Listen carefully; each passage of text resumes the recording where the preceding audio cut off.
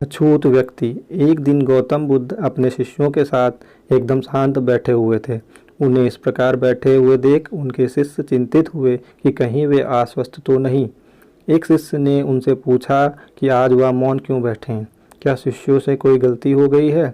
इसी बीच एक अन्य शिष्य ने पूछा कि वह क्या अस्वस्थ हैं, पर बुद्ध मौन रहे।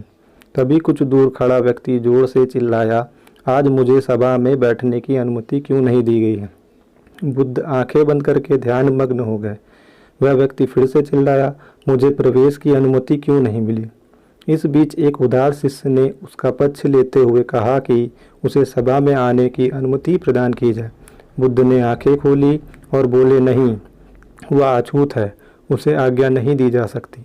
यह सुनकर शिष्यों को बड़ा आश्चर्य हुआ। बुद्ध उनके मन का भाव समझ गए और बोले, हाँ, वह अछूत है। इस पर कई शिष्य बोले कि हमारे धर्म में तो जात पात का कोई भेद ही नहीं, फिर वह अछूत कैसे हो गया। तब बुद्ध ने समझाया, आज वह क्रोधित होकर आया है। क्रोध से जीवन की एकाग्रता भंग होती है। क्रोधी व्यक्ति प्रायः मानसिक हिंसा कर बैठता है, इसलिए वह जब तक क्रोध में रहता है तब तक वह अछूत होता है।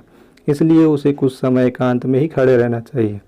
क्रोधित शिष्य भी बुद्ध की बातें सुन रहा था।